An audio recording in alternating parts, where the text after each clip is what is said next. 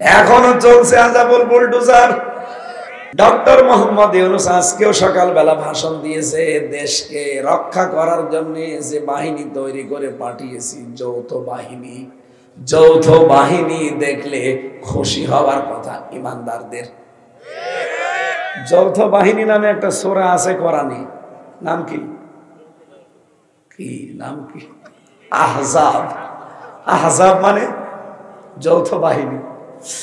এই আহজাবের 22 নম্বর আয়াতে রব্বুল আলামিন ১৫০০ বছর আগে জানিয়েছে, অথচ আমার মনে হয় ফেব্রুয়ারির 5 তারিখের পর থেকে আয়াতটা আরেকবার নাযিল হয়েছে। ওয়ালাম্মা রাআল মুমিনুনাল আহজাব। ওয়া মানে এবং লাম্মা মানে যখন, র মানে দেখলো, মুমিনুনা মানে মুমিনদের, আহজাব মানে যৌথ বাহিনী।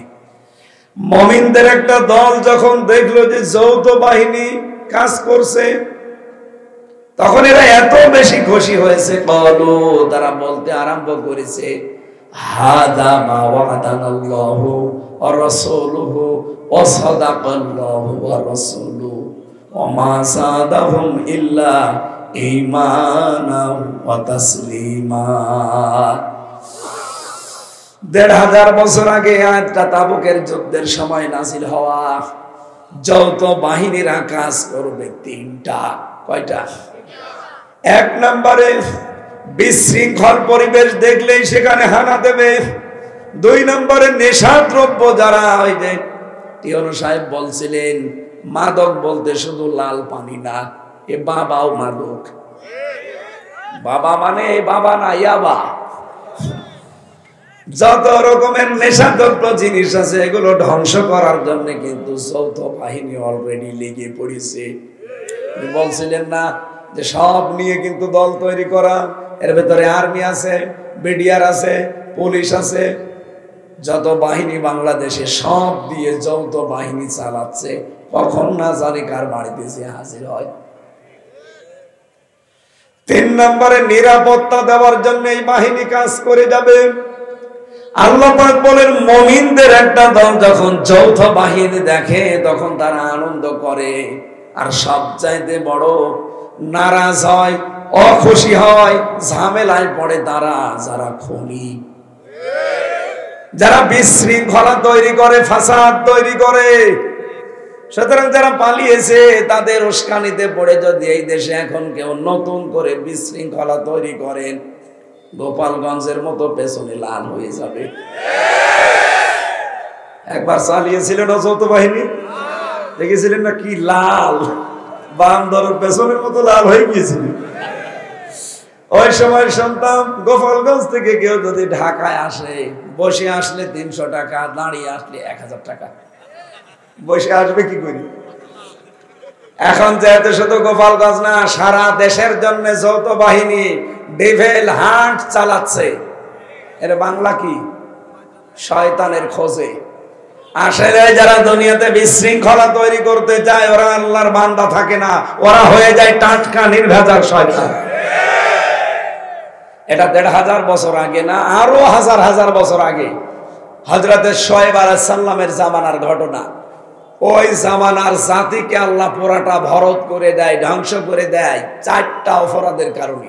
যে ৪টা অপরাধ এখন বাংলাদেশে অলরেডি চলছে। আমার আশঙ্কা হচ্ছে না জানি আমরাও আবার ওদের মতো ধ্বংস হয়ে যাই কিনা। বিশ্বনবী যেহেতু দোয়া করেছিলেন, হে আমার মালিক, আমার উম্মতদেরকে অন্যান্য নবীর উম্মতদের মতো, জাতির মতো একবারে ধ্বংস করে দিও না। এই কারণে আমার মনে হয় কিছু হয় না।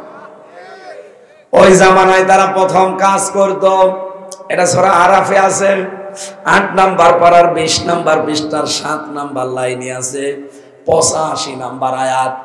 রব্বুল আলামিন বলেন, ফাউফুল কাইলা ওয়াল মিজান ওয়ালা তাবখাসুন নাসি আশিয়াআহুম ওয়ালা তুফসিদু ফিল আরদি বা'দা ইসলাহিহা ইলা আখির আয়াত। ওই জামানায় শুআয়ব নবীর জাতিকে আল্লাহ যে ধ্বংস করেছিলেন ৪টা কারণে। প্রথম নাম্বার কারণ, তারা ওজনে কম বেশি করত। কিসে? এই ওজন মনে করেন কি শুধু দাড়ি পাল্লায় ওজন? হ্যাঁ, না। এই যে আমি চেয়ারে বসে আছি, এখান থেকে যে কথাগুলো ডেলিভারি দেয়, এটাও একটা ওজন। কারণ যেই কথা যেই পরিবেশে, যেই সমাজে, যেখানে বলা দরকার ওই কথাগুলো ওখানে না বলার মানেই হচ্ছে আপনি ওজনে কম বেশি করছেন। আজ প্রাইমারি থেকে একেবারে বিশ্ববিদ্যালয় পর্যন্ত, নুরানি মক্তব থেকে দাওরা হাদিস মাদ্রাসা পর্যন্ত যারা শিক্ষক শিক্ষিকা, এরা কিন্তু নেওয়ার সময় ঠিক মতোই দেয়, নেওয়ার সময় ওরা আর দেওয়ার সময় ঠিক মতো দিতে চায় না। আল্লাহ পাক বলেন ওয়াইলুল লিল মুতাফফিফিন আল্লাযীনা ইযা তালু আলান নাস ইস্তাউফুন। ধ্বংস হয়ে যাক ওই মানুষগুলো যারা ওজনে কম বেশি করে, নেওয়ার সময় বেশি নেয়, দেওয়ার সময় কম দেয়। আপনি বলেন তো, প্রাইমারি থেকে একেবারে বিশ্ববিদ্যালয় পর্যন্ত যারা শিক্ষক, যে যে সেক্টরে আছে, জ্ঞান না থাকলে এমনি তারা শিক্ষক বানিয়েছে? বলেন, একটা শিক্ষক হতে হলে কত জায়গা থেকে কত জ্ঞান তারে আহরণ করা লাগে, অর্জন করা লাগে। সে তো জ্ঞানগুলো ঠিক মতোই নেয়, কিন্তু দেওয়ার সময় এই জ্ঞান আর ডেলিভারি দিতে চায় না ক্লাসে। তখন বলে প্রাইভেট পড়া লাগবে, কোচিং করা লাগবে। আমি আজকে কুষ্টিয়া ভার্সিটিতে ছিলাম সকালবেলা, আমার যিনি ডিন উনি ডাক দিয়েছিলেন, সামনে একটা অনুষ্ঠান। আমি মাঝে মাঝে বলি ওনাদের কথা, উনি মনে হয় শুনিয়েছে কোনো জায়গায়। একটা বিশ্ববিদ্যালয়ের শিক্ষক হতে হলে ডক্টরেট ডিগ্রি যারা অর্জন করে কত পড়াশোনা করা লাগে আপনি জানেন? কমপক্ষে 24 ঘন্টা 18 ঘন্টা লেগে থাকা লাগে। আমি স্যারের বাড়িতে রাত 2টা 2:30টার সময় যেয়ে দেখেছি বইগুলো সব মেলানো। স্যার এত রাতে? বলে কালকে বেশি পড়তে পারি নাই, এ রাত 2:30টার সময় ঘুমিয়ে পড়েছিলাম, বইগুলো এখনো সাজানো হয়নি। বেশি পড়তে পারে না, রাত 2:30টা বেজেছে, বেশি পড়লে কটা বাজতো? বিশ্ববিদ্যালয়ে যারা ক্লাস নেয় আমি দেখেছি 45 মিনিটের একটা ক্লাস নিতে হলে কমপক্ষে তারা অন্তত 20 ঘন্টা ওই সাবজেক্টের উপরে, লেকচারের উপরে পড়াশোনা করা লাগে। কারণ সামনে যারা বসে আছে, এই যে 80-85 জন ছেলে মেয়ে, এই সবগুলো ম্যাগনেট। এরা তো আর এই জগা খেচুড়ি বসে নেই, আপনি আন্দাজে যা বোঝাবেন ওরা বুঝে ফেলবে, এমন প্রশ্ন করবে বাপ বলে ফেলবে। অন্তত প্রশ্নের জবাবগুলো দিতে হলে ওই সাবজেক্টের উপরে 20 থেকে 25টা বইয়ের রেফারেন্স দেওয়া লাগে। আপনি না পড়লে বলবেন কি করি? আমি বললাম স্যার আপনারা এই যে ক্লাসগুলো নেন, 82টা ক্লাস নেওয়ার কথা সেমিস্টার হিসাবে, অথচ ভার্সিটির অধিকাংশ শিক্ষক, আমি জানি এটা রেকর্ড হচ্ছে, কালকে শুনবে স্যাররা, আমি সবাইকে বলছি যেহেতু আমাদের আখেরাতের ঘর দরকার, আপনারা 82টা ক্লাসের ভেতরে 2টা 3টা নেন, বাকিগুলো সব আল্লাহর রাস্তায় মাফ করে দিন। কি করেন সময়গুলো? রাজনীতি করে বেড়ান। আর বাকি কি করেন? বিভিন্ন প্রাইভেট বিশ্ববিদ্যালয়ে যে টাকা খান আর ক্লাস নেন।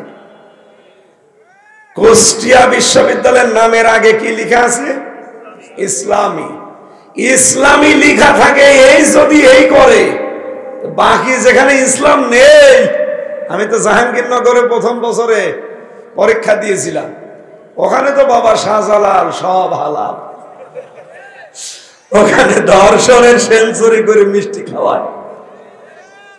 বলেন তো এই মানুষগুলো নেওয়ার সময় একটা শিক্ষক কত জ্ঞান অর্জন করে, দেওয়ার সময় ডেলিভারিতে আর দিতে চায় না, ক্লাসে যে দেবে না, বলে প্রাইভেট পড়ে লাগবে, বাড়িতে আসিস, অমুক সময় কোচিং এ আসবে, তখন ঠিক করে দেব। আপনার জীবনে এই টাকা হালাল হবে? বলেন। এই যে ওজনে কম বেশি আরম্ভ হয়ে গেল, এই 15.5 বছরে কত কিছু উপর থেকে ওজন করেই দেয় সরকার, কিন্তু এই নাটোরের সিংড়া খেজুরতলা পর্যন্ত আসতে আসতে এগুলোর ওজন ঠিক থাকে না। এমন এমন লোকের পেটে চলে যায়, পেট কেটে বের করারও কায়দা নেই। কি ওর পেটের ভেতরে হয় ব্রিজ পাবেন, কালভার্ট পাবেন, রাস্তা পাবেন, গরিবের কাবিখা পাবেন, এই কথা বলছে না কেন? এমনকি কোলাকুলি করতে যে পেটও পাবেন না, ধাক্কা লেগে বুক, কোথায় বুক, ওর পেট চেরবেন দেখবেন বিশাল রাস্তা খেজুর তলা বের হয়ে চলে আসতেছে, অথচ নেওয়ার সময় কিন্তু উপর থেকে ঠিক মতো ওজন করে নিয়ে আসে, দেওয়ার সময় আর ঠিক মতো দিতে চায় না। এই কথা বলে না কেন? আমার ভাইরা, প্রত্যেকটা সেক্টরে এটা আমরা আজ দেখতে পেয়েছি, ওজন ঠিক মতোই দেওয়া হয় যখন বাজেট হয়। এই যে পাবনা রূপপুর পারমাণবিক কেন্দ্র, এখান থেকে কত হাজার কোটি টাকা এই রেহানা আপনি সব এখন বের হচ্ছে। খালি হাসিনাকে মানুষ গালি দেয়। কয়েকদিন আগে একটা ভিডিও দিয়েছে যে আমারই একা দোষ, আর কারো দোষ নেই, আমার বোন যে এত কিছু নিল তারও তো কেউ কিছু বলেন না, আমার বোনের মেয়ে এত কিছু করেছে তারা কিছু বলেন না, যে অফিসার গুলো গুলি করে 2732 জন মানুষ মেরে ফেললো তাদের কিছু বলেন না, যত দোষ সব আমি একজন মেয়ে মানুষ আমার। হ্যাঁ, আসলে ঠিকই বলিস, সব দোষ ওর একা না। 1628টা চেয়ার ছিল এই দেশে, এই জালেমা মহিলাকে টিকিয়ে রাখতে যারাই ডাইরেক্ট ইনডাইরেক্ট কাজ করেছে সবগুলো দায়ী। আর আমরা চাই ইমিডিয়েটলি একটা চেয়ারে যেন এই জালেমরা আর না থাকে, সব পাল্টান। নতুন মানুষ যারা এই 15 বছর বৈষম্যের শিকার তাদেরকে এখানে বসান। অনেকে পাগল হয়ে গেছে, না নির্বাচন দাও। নির্বাচন কিভাবে দেবে? এই 15 বছরে যারা রাতের ভোট দিনই করেছে তারা এখনো 100 জনের 90 জন বসে আছে। আপনি নির্বাচন দিয়ে করবেন কি? আবার দিনের ভোট রাতে হয়ে যাবে। আপনি দেখছেন না বেঞ্জির কি বলেছে? প্রশাসনে এখনো 100 জনের 90 জন আমাদের। তোমরা আন্দোলন করো, আন্দোলন করে আগে নির্বাচনটা নিয়ে আসো, বিএনপি কে বসাই আমরা, এরপরে ওদেরকে উল্টাপাল্টা করে বিশৃঙ্খল পরিবেশ তৈরি করে নামিয়ে আবার আগে যা ছিল তাই হবে। শয়তান যে ফাঁদ পাতে আল্লাহ সব আগে ষড়যন্ত্র ফাইনাল করে দেয়। এই জন্য ষড়যন্ত্র এখন পা দেওয়া যাবে না। আমরা বারবার জানাচ্ছি যারা দায়িত্বে আছেন খুব তাড়াতাড়ি সংস্কার করেন, এত সময় দেওয়া যাবে না। আপনি দেখতে পাচ্ছেন এই জালেমদের হাতে এখনো রক্ত লেগে আছে, কেন ওরা চেয়ারে বসে থাকবে? 1628টা চেয়ারে যারা ছিল 15 বছর, একটা চেয়ারে কেউ যেন না থাকে। পাগল হয়ে গেছে আমাদের এই চাঁপাই নবাবগঞ্জের হারুন আর হারুনের বউ। আমার মনে হয় পাগলা কুত্তা দুইজনকে কামড় দিয়েছে। এক লোক বিয়ে করে বাসর ঘরে রেখেছে, বউ এখনো বাসর ঘরে যায়নি। ওর শাশুড়ি যে বলছে, বৌমা কি করবা জানি না, আমার কিন্তু নাতি চাই। বলে আরে মা সময় দেবেন না। কিছুক্ষণ পরে দাদি শাশুড়ি গিয়ে বলছে, ওই কি করবা জানি না, আমার কিন্তু পুতি চাই। দাদি শাশুড়ি একটু সময় দেন। দেবর আর ননদ যে বলছে, ভাবি কি করবা জানি না, আমাদের কিন্তু ভাতিজা চাই। আরে সময় দিবি না। কিছুক্ষণ পরে স্বামী এসে বলছে, কই কি করবা আমি জানি না, আমি ঘুমিয়ে গেলাম, আমি কিন্তু বেবি চাই। মহিলা এবার ঘুমটা ফেলে দিয়ে বলছে, তোর বংশ কিসব পাগলে, একজন এসে চাই নাতি, একজন পুতি, একজন ভাতিজা, আর তুমি চাও বেবি আর ঘুমিয়ে পড়ো। আমি কি সব ডাউনলোড করে নিয়ে আসবো? আমার সময় দেওয়া লাগবে 10 মাস 10 দিন, এরপরে বাসর হওয়া লাগবে, তারপরে কারো ভাতিজা, কারো মেয়ে, কারো ছেলে, কারো নাতি, কারো পুতি, কারো বেবি সব হবে। কথা বলেন ঠিক কিনা? দায়িত্ব দিয়েছেন মাত্র 6 মাস, তারপরেও 120টার উপরে আপনি আন্দোলন করে ফেললেন। 15 বছরে তো 20টাও করতে পারেননি। তারে কাজ করার মতো সময় দেবেন না। এখনো বাসরই হয়নি, 10 মাস 10 দিন যায়নি, ছেলে দেন, বেবি দেন, ওকে ডাউনলোড করে নিয়ে আসবে।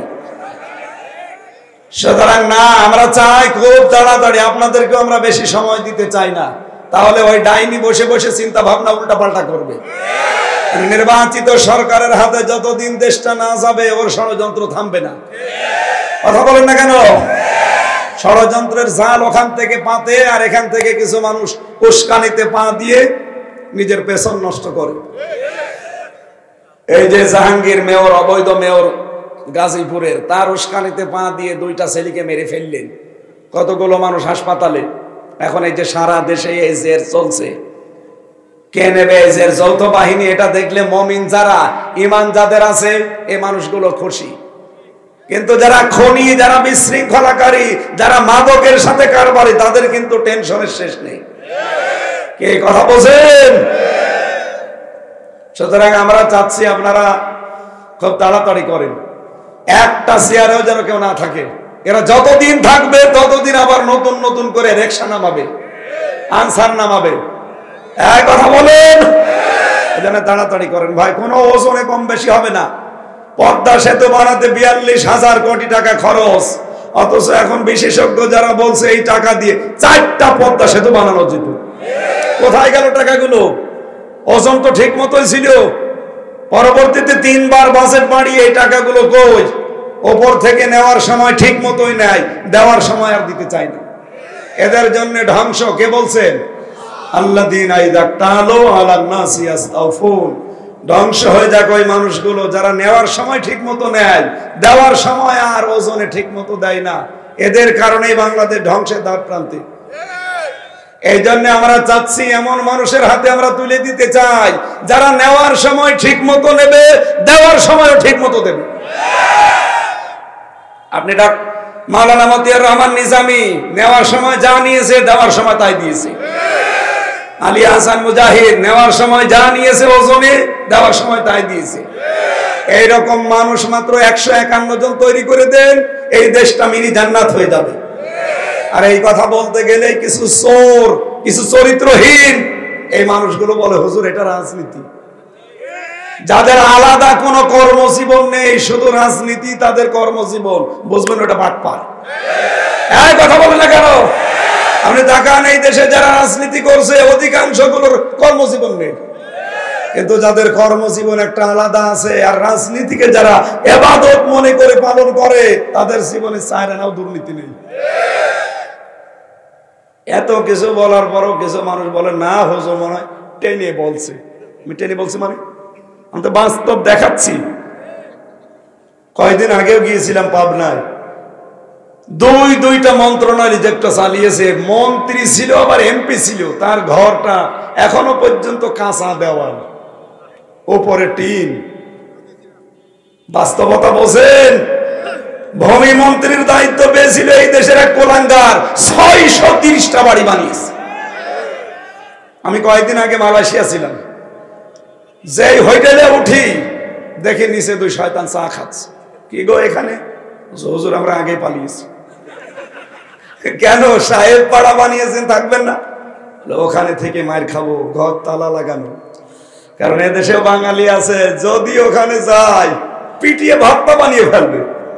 শুধু কি বাইরে, সারা বাংলাদেশের একই অবস্থা। কথা বলেন, উস্কানিমূলক কথা বলবেন, 32-এর মতো হবে। এই জন্য সাবধান, নিজে বিপদে পড়েছেন, কাউকে যেন আর বিপদে ফেলেন না।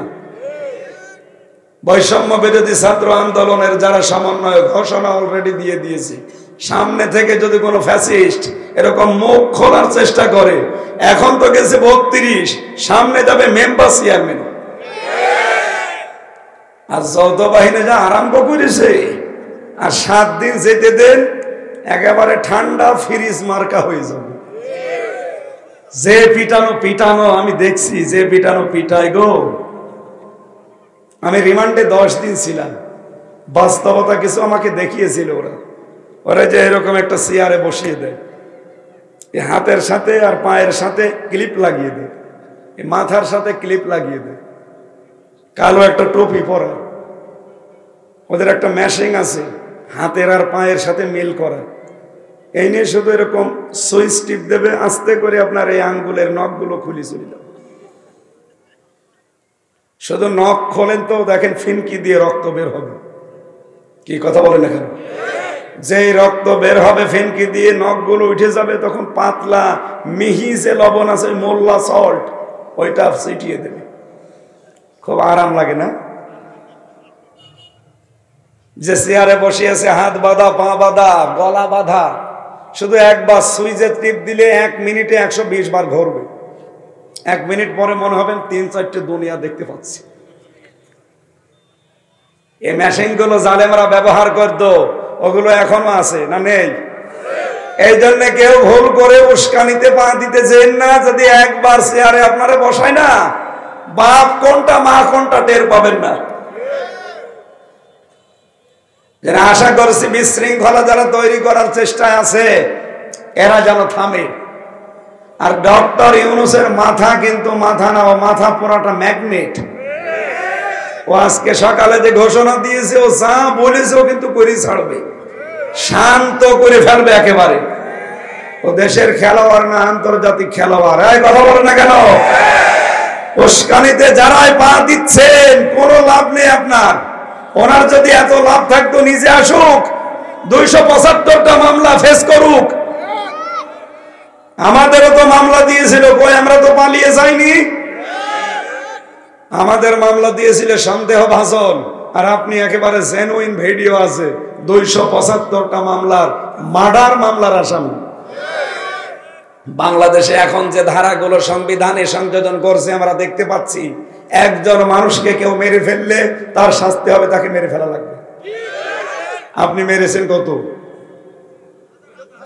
2732 জন মানুষ শুধু এই 24 সালের 5 আগস্টের আগে মারা গেছে। আর 6 সালের আগস্টে, অক্টোবরের 28 থেকে শুরু করলে কত মানুষ মারা গেছে, সবগুলোর ইনডাইরেক্ট মার্ডার মামলার আসামি আপনি।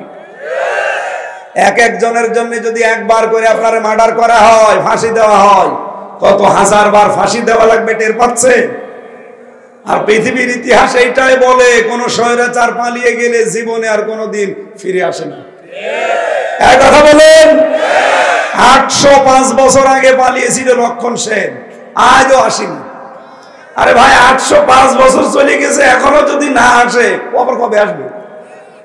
আশরাফ ঘানি গিয়েছে, আসে নাই। বাশার আল আসাদ গিয়েছে, আসে নাই। হাসিনা গেছে, আসবে না। যারা আশায় বুক বেঁধে আছে, না বুবু আসবে, বুবু এসে করবে কি?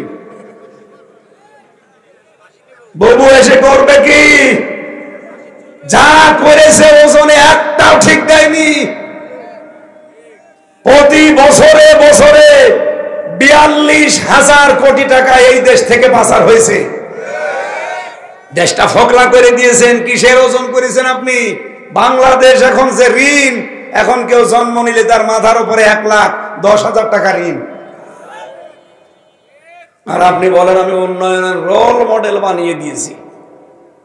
যত টাকা পাচার করেছেন, টাকাগুলো যদি পাচার না করে এই দেশে কর্মসংস্থান তৈরি করতেন, এই তারেক সাহেব যেমন কর্মসংস্থান বানিয়েছে, এরকম শিল্পপতি বাংলাদেশে যারা আছে, টাকাগুলো পাচার না করে যদি এই দেশে কর্মসংস্থান বানাতো, এদেশ থেকে বাইরের দেশে যে রাস্তা ঝাড়ু দেওয়া লাগতো না, টয়লেট পরিষ্কার করে রান্না করে খায়, আমি নিজে দেখেছি। অথচ এই দেশে কোটি কোটি 36 লাখ যুবক এখন বেকার। এই মানুষগুলো বাইরের দেশে যাচ্ছে টাকা ইনকামের জন্য। কেউ রাস্তা ঝাড়ু দেয়, কেউ পায়খানা পরিষ্কার করে, কেউ ভাত রান্না করে। একটা সম্মানজনক কর্মজীবন নিয়ে এই দেশে বাস করা যেত না? আপনি নিজেও ধ্বংস হয়ে গেলেন, আমাদেরকেও বিপদে ফেলে গেলেন। এই যেন ওজনে আর যেন সামনে কেউ কম বেশি করতে না পারে, সজাগ থাকা লাগবে ইনশাআল্লাহ। আমরা কিছু মানুষের উপর বিশ্বাস করতাম, কিন্তু না, তাদের চরিত্র অলরেডি বাংলার মানুষের কাছে প্রস্ফুটিত হয়ে গেছে। কিছুই করতে পারেনি, এখন অলরেডি চাঁদাবাজি আরম্ভ করে দিয়েছে। আর এখন মাঝে মাঝে বলে আমি রাত 2টায় যাই চাঁদা চাইতে, মানুষ জানে কি করি গো। আরে ভাই, রাত 2টা আমি ওদের মেশিন দেখেছিলাম, ওদের ওই মাটির নিচে যে ঘর, এমন মেশিন ফিট করা আছে।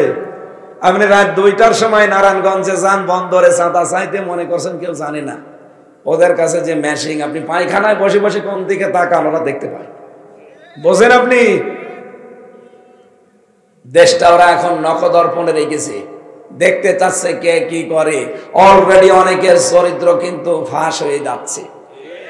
এই জন্য আপনারা থামেন। আপনারা একটা মাজলুম দল, 14 দল বাদ দিয়ে বাংলাদেশে আমরা যারাই আছি সবাই মাজলুম। এক কথা বলেন না কেন? নিজেদের পায়ে নিজে কোড়াল মারবেন না। জাতীয়তাবাদী দলের ভেতরে 2টা গ্রুপ এখন, একটা ডান একটা বাম। ডান গুলো অন্তত তারেক জিয়ার কিছু কিছু কথা শোনে, বাম যেগুলো ওগুলো সব চলতেছে দাদা বাবুদের উস্কানিতে। ওরা মনে করেছিল যে ওরা আমাদেরকে চেয়ারে বসিয়ে দেবে। 53টার উপরে চুক্তি হয়েছিল হাসিনার সাথে, কন্যা চলে গেছে, চুক্তিগুলো সব ইউনূস বাতিল করে দিয়েছে। এখন যে বিপদে পড়ে দোয়া পড়বে তাও পারে না, কারণ দোয়ার নাম কি? ইউনূস পড়তে পারবে। চিন্তা করছে দোয়া ইউনূস তো পড়া যায় না, এই কারণে এখন কন্যাও যেহেতু নেই, মিলও নেই, কন্যাও নেই। এখন চিন্তা করছে ডানপন্থী যারা আছে এদের দ্বারা জীবনও হবে না, আর ইসলামপন্থী যারা এদের দ্বারা তো হবেই না। এরা দরকার হয় জীবন দিয়ে দেবে, 1 ইঞ্চি জায়গায় দেশ থেকে ছাড়বে না। এই জন্য ওরা বাম কিছু এদেরকে হাত করেছে, এদেরকে উল্টা পাল্টা ভুল ভালো বুঝিয়ে দে, তোদের চিন্তা নেই, এতদিন তো চাই করলি তোদের বসিয়ে দেব। দাদাদের ফাঁদে যারাই পা দিয়েছে বিপদের শেষ নেই। এই কথা বলেন না কেন? এরা 15 বছর খেয়ে যদি টিকে থাকতে না পারে, দাদার ফাঁদে পা দিয়ে আপনি কয় বছর খাবেন? নাই 5 বছর। তারপরে আপনার বাড়ি ঘর দেখবেন সব ওই হানিফ সাহেবের মতো শ্মশান হয়ে যাবে।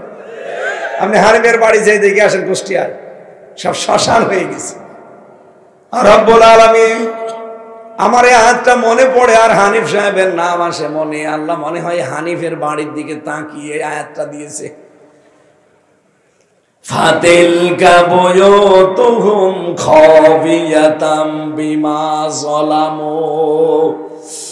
সূরা নাহাল 14 কি 19 নাম্বার পারা, নাহাল না নমল, সূরা নমলের ভেতরে আছে 19 নাম্বার পারা, 20 নাম্বার পৃষ্ঠা, 7 নাম্বার লাইনের 52 নাম্বার আয়াতে আছে। আল্লাহ পাক বলেন, এই সেই ঘরগুলো খাবিয়াতান, আমি জনশূন্য করে দিয়েছি, আমি পরিত্যক্ত বানিয়ে দিয়েছি, বিমা যালামু, এই জালেমদের জুলুমের কারণে। সুতরাং এমন কোন কাজ সামনে করতে যাবেন না 5 বছর পরে না জানি আপনার বাড়ি ঘর আবার শ্মশান হয়ে যায়। এর পরের অংশটা আল্লাহ আমাদের জন্য দিয়েছেন, ইন্না ফি যালিকা লাআয়াতাল লিকাউমি ইয়ালামুন, লামে তাকিদ। আল্লাহ বলেন অবশ্যই এর ভেতরে শিক্ষা আছে। ধানমন্দিরে বাড়ি ভাঙ্গার ভেতরে শিক্ষা এই, এখানে যত রকমের জুলুমের দুর্বিসন্ধি হইতো। এই কথা বলেন না কেন? বাংলাদেশে আমি জানি এবং বিশ্বাসও করি অধিকাংশ জালেমদের বাড়ির নিচে আর অফিসের নিচে দেখবেন আয়না ঘর আছে। আয়না ঘর না থাকলেও টর্চার সেল আছে। আল্লাহ এই জুলুমের কারণে এদের বাড়ি ঘরগুলো সব উজাড় করে দিয়েছেন। আগামীতে কেউ যদি উস্কানিতে পা দিয়ে আবার এই কাজ করেন, আপনার কিন্তু খবর আছে ভাই। এরা 15 বছর পরে যদি টিকে থাকতে না পারে, এদের ধ্বংস করেছে কে কেউ জানে না। আমরা ছাত্র জনতার নাম দিয়েছি না।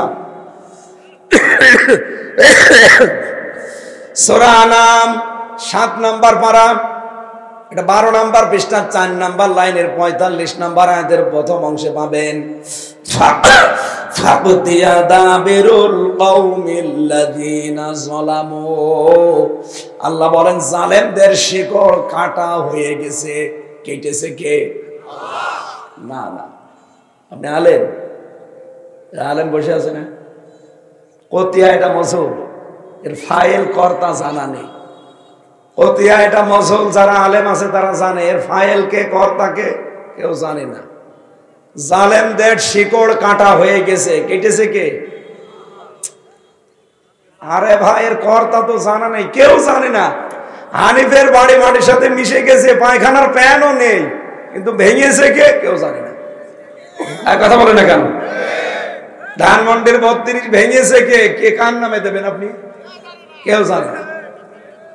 আগামীতে 15 বছরের এত বড় শিকড় যদি আল্লাহ তুলে ফেলতে পারে, আপনি দেখেছেন ইউনিয়নের দারোয়ান থেকে সংসদ পর্যন্ত প্রতিটা স্তরে জালেমদের সব খুঁটি গাড়া ছিল। আল্লাহ সব শিকড় একেবারে নির্মূল করে দিয়েছে। কে করেছে, কাকে দিয়ে করিয়েছে কেউ জানে না। এজন্য আগামীতে কেউ যেন জুলুম করবেন না, বিশেষ করে ওজনে কম বেশি, এটা আমরা দেখতে চাই না। আমরা চাই যারা উপর থেকে যা নিয়ে আসবে ওজন যেন নিচে এসে ঠিক মতো দিতে পারে। আর এটা সবচাইতে বেশি পারবে আমার মনে হয় এই বাংলাদেশে জামাত ইসলাম। আমি নাম ধরে বলছি এই কারণে, কারণ এটা পরীক্ষিত। অর্থনৈতিক ভাবে এদের মতো আল্লাহর ওলি বাংলাদেশে আর নেই। তার বাস্তব প্রমাণ ইসলামী ব্যাংক।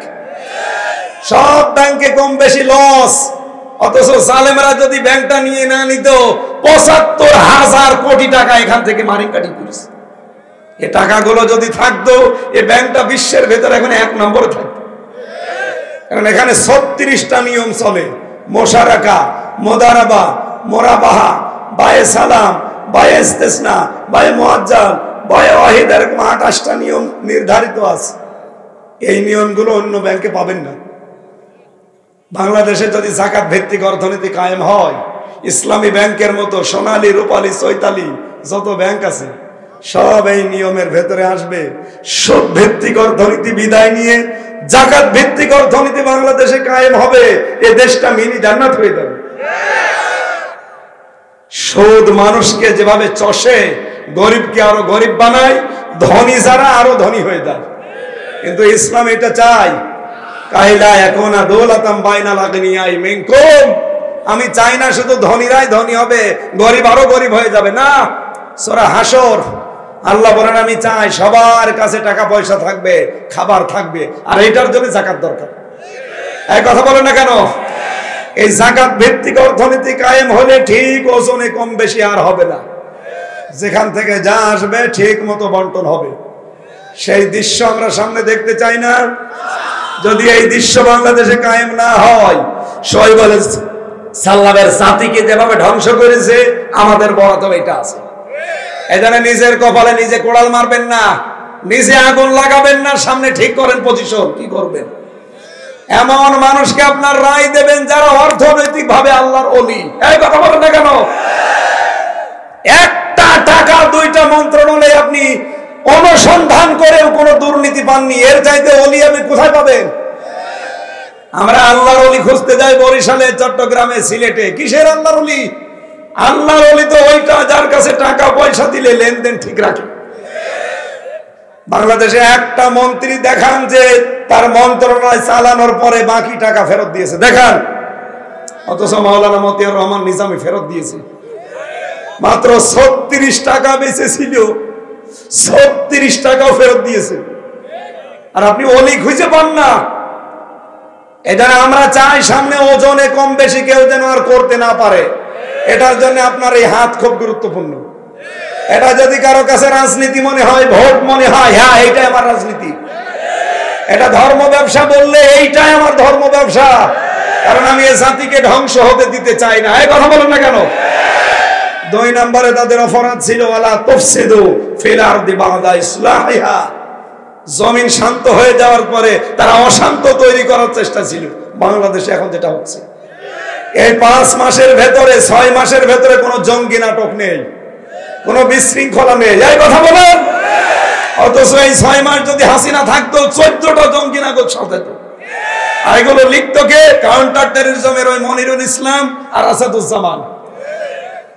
আমি নিজে তো রিমান্ডে এদের কাছে শুনেছি, এই শয়তানরা সব ট্রেনিং নিয়ে আসতো দাদার কাছে আর ওদের ওই সাদা চামড়ার কাছে, এসে নাটক সাজাতো। এই যে মাওলানা বলছিল না, ওরা জঙ্গি নাটক সাজিয়ে এই দেশের মানুষকে, বিশেষ করে আলেম ওলামাদেরকে বিশ্বের কাছে কালার করত। আমার মতো একটা নিরীহ সাদা মনের মানুষ, আমার নাম দিয়েছে আনসারুল্লাহ বাংলা টিমের প্রধান। আমি ভেতরে যে একজনকে পেয়েছিলাম, উনি হচ্ছে আল্লাহ দলের প্রধান, আব্দুল মতিন। আজ ২২ বছর ছেলে আছে, আর ওনার ছেলে আছে, ওনার ছেলে হচ্ছে আল্লাহ দলের সেক্রেটারি। বাপ হচ্ছে সভাপতি, ছেলে হচ্ছে সেক্রেটারি। ২ বাপ বেটায় জেল খাটতেছে। আমি বললাম আপনাদের আর লোকজন? বলছে বাংলাদেশে আর কেউ নেই, আমার বাপ সভাপতি, আমি সেক্রেটারি। কোন দল? আল্লাহ দল। আর আমারে দিয়েছিল আনসার আল ইসলামের প্রধান। কি ও ছাতা জীবনে নামই শুনি, অথচ ৩টা বছর আমার জীবন থেকে কেড়ে নিল। যারা এভাবে মিথ্যা সাজিয়ে নিয়েছিল, কোথায় তারা আজ?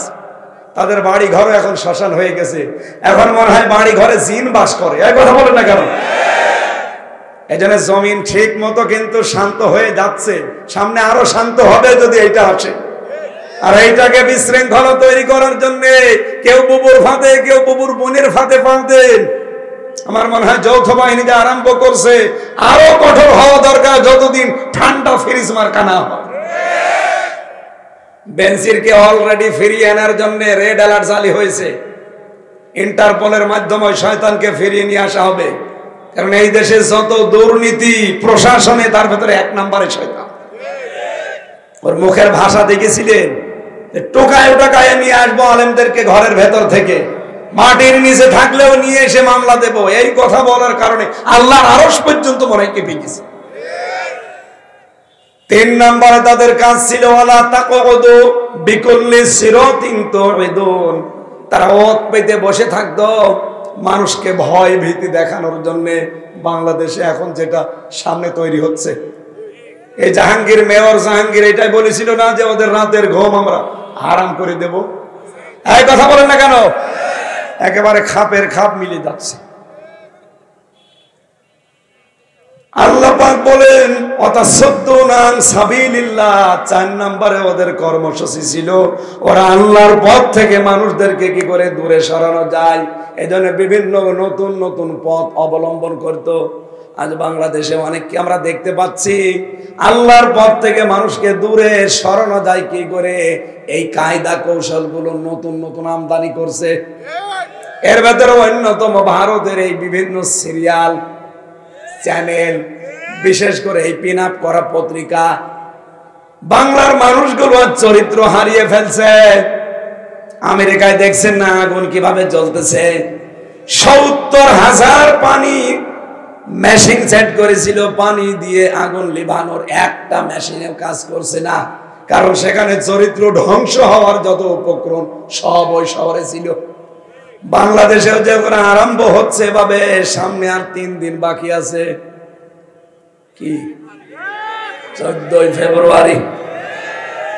কত মানুষ যে এই দিন ইজ্জত হারাবে আল্লাহ জানে, আর ওরা জানে। অনেকে এখনই মশান নিয়ে বসে আছে যে আমি শুরু করব। 1 বছর ভরে ভরে টাকা গুছিয়েছে যে প্রেমিকাকে ফুল কিনে দেবে। এই যে বিশ্ব ভালোবাসা দিবস না, বিশ্ব বেহায়া দিবস, এটা আমদানি করেছিল ইংল্যান্ড থেকে শফিক রেহমান। কি নাম? এর নাম ছিল শফিক রহমান। সাংবাদিক প্রশ্ন করছে, স্যার আপনার নাম তো শফিক রহমান, আপনি রেহমান করলেন? যে রহমানের ভেতরে মৌলবাদের গন্ধ পাওয়া যায়, এই জন্য আমি নাম পাল্টিয়ে কেটে দিয়ে রহমান থেকে রেহমান হয়ে গেছি। যেই শয়তান আল্লাহর নাম পাল্টিয়ে রহমান থেকে রেহমান হয়ে যায়, তার আমদানি করা ইংল্যান্ড থেকে এই অবৈধ দিবস বাংলাদেশে মুসলমান পালন করতে পারে না। করবেন আপনারা? করবেন? এটা ভিডিও আকারে যতদূর যাচ্ছে, কোন মুসলমান সন্তান, নারী হোক আর পুরুষ হোক, এরা যেন এই দিবস সামনে পালন না করে। আপনি দিবস যদি পালন করতে চান, 2টা দিবস আমাদের আল্লাহ দিয়েছেন, ঈদুল আজহা, ঈদুল ফিতর। এই কথা বলেন না কেন? আপনি আনন্দ করবেন, ইসলামের ভেতরে যত কিছু আছে মন মতো। আল্লাযীনা হুম লিফুরুজিহিম হাফিজুন, যারা তাদের লজ্জাস্থানকে হেফাজত করতে পারবে, এই মানুষগুলোকে আল্লাহ গ্যারান্টি দিচ্ছেন যে জান্নাতুল ফেরদাউসের উত্তরাধিকারী বানিয়ে দেব। আজ বাংলাদেশে অনেকে নিজের চরিত্রকে সংশোধন করার জন্য একটার তুলনায় 2টা বিয়ে করলে বলে ও চরিত্র খারাপ। আরে ও চরিত্র ভালো, ও আপনার মতো হোটেলে রাত কাটায় না, ও আপনার মতো অন্যের স্ত্রীর সাথে গল্প করে না। এই কথা বলে না কেন? আর একটার জায়গাতে 2টো বিয়ে করলে বলে ও চরিত্র ভালো না, এই জন্য বিয়ে করি। তারা শয়তান। নিজের জায়েজ স্ত্রী ছাড়া যৌন অন্য জায়গায় ব্যবহার করা, এটা হারাম, হারাম এবং হারাম। এই জন্যই তো আল্লাহ 2টা 3টা 4টার বিধান দিয়েছে।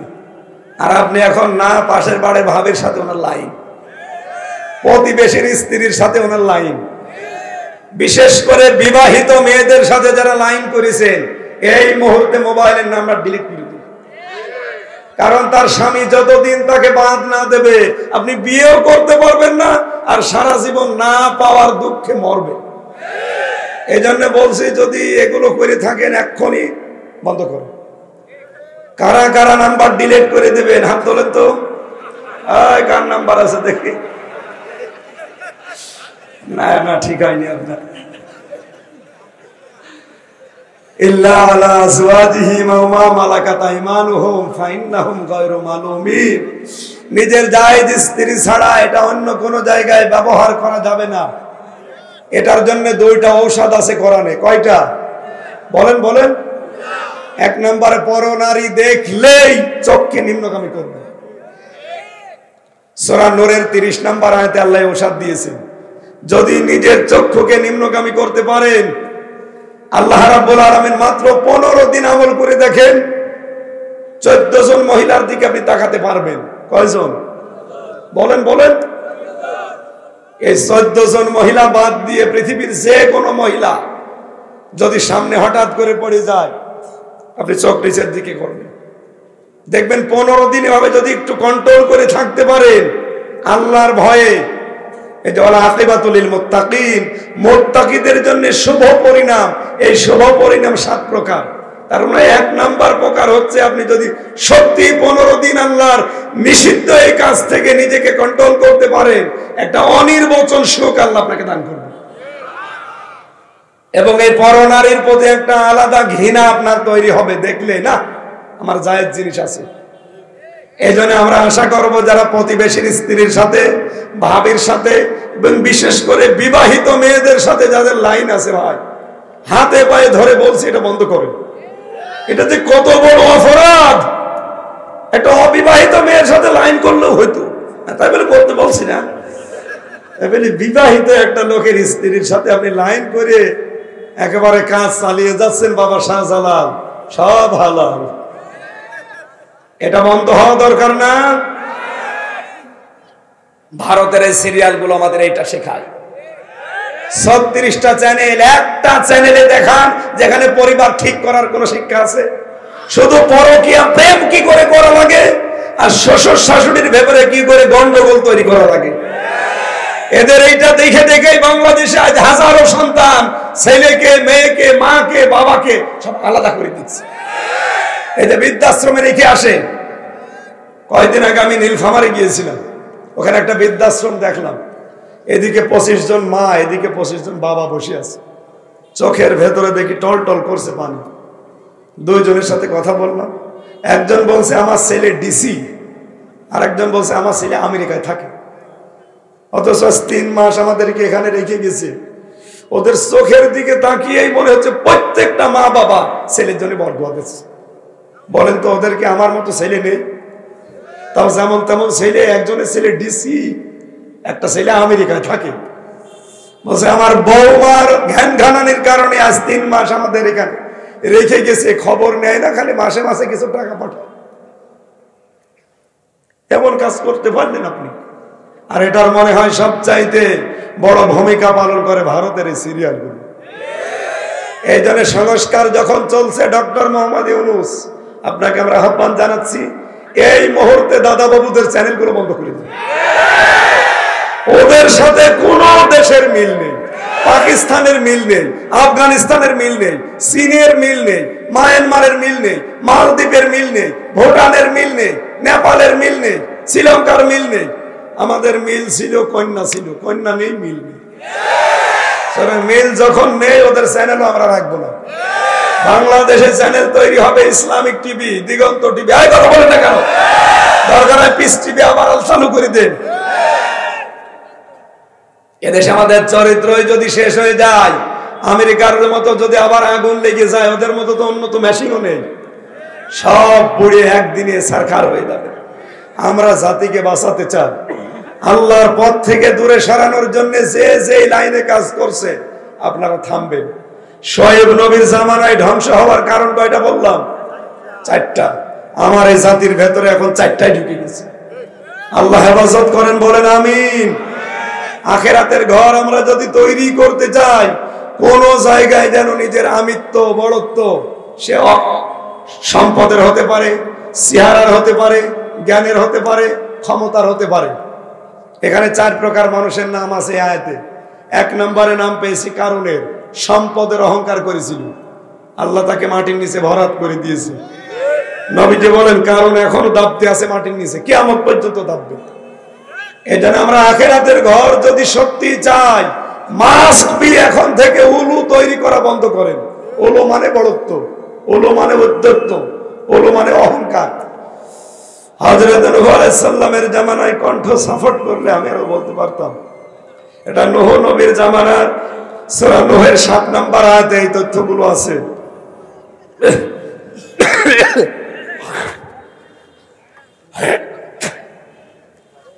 আরে ভাই, যে গলায় গরম পানিতে হবে না, কারণ এই মেশিনে এখন 120 পাওয়ারের ভোল্টেজ দিয়ে রাখা লাগবে। কণ্ঠটা শেষ হয়ে গেছে। জেলখানায় ওরা এমন কোন টর্চার নেই যা আমার এই শরীরের উপরে করে না। 3টা বছরে খেয়ে না খেয়ে শেষ করে দিয়েছে। শরীরটা স্বাভাবিকই হচ্ছে না। এত টর্চার করলে স্বাভাবিক হবে কি করে? ডাক্তার এখন বারবার বলছে মুখে টেপ মেরে রাখেন, কিছু চাইলে আপনি লিখে দেবেন, কথা বলবেন না। 5 দিন এভাবে থাকেন, ঠিক হয়ে যাবে। 5 দিন 5 মিনিট থাকা যাচ্ছে না। আজকেও 3টা চলছে। আলহামদুলিল্লাহ, কণ্ঠ শেষ হয়ে যাচ্ছে। আলহামদুলিল্লাহ। আলা ফাসাদা, এক একটা শব্দের ভেতরে লক্ষ লক্ষ কথা আল্লাহ দিয়েছেন। এই সূরা কসাসের আমি এই যে এখান থেকে শুরু করতাম, 75 নম্বর আয়াত থেকে আজকের তাফসীর আরম্ভ হতো 83 নম্বর আয়াত পর্যন্ত। এত তথ্য দেওয়া আছে, কণ্ঠে সাপোর্ট করছে না, আমার কষ্ট হয়ে যাচ্ছে। আমার মনে হয় টানা ঠিক হবে না। আগামী থেকে আবার শুনি। স্যার আমি আর পারছি না, মানে বুকেও ব্যথা করছে, কণ্ঠে কথা বলতে গেলেই আরো বসে যাচ্ছে।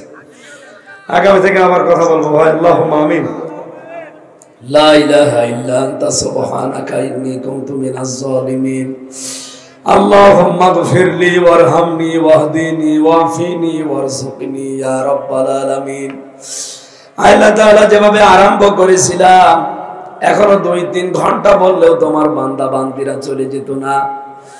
এক একটা শব্দের ভেতরে তুমি এত তথ্য দিয়েছো, এটা যদি কিয়ামত পর্যন্ত আলোচনা হয় তাও তোমার কোরআনের কথা শেষ হবে না। আমার এই ছোট্ট মাথার ভেতরে আয়াত সম্পর্কে এত তথ্য আমি পেয়েছি, কণ্ঠ আমার সাপোর্ট করছে না, শরীরেও সাপোর্ট দিচ্ছে না। আল্লাহ তাআলা খুব কষ্ট হচ্ছে কথাগুলো বলতে, এই জন্য আমি শেষ করে দিলাম। যতটুকুই বলেছি আমাদের প্র্যাকটিক্যাল লাইফে আমল করার তৌফিক দাও। সওয়াবগুলো তুমি নবীজির রোজায় পৌঁছিয়ে দাও। এ মাহফিলের সম্মানিত সভাপতি শরীফুল আলম তারেক ভাই, তার মা বাবাকে মাফ করে দাও।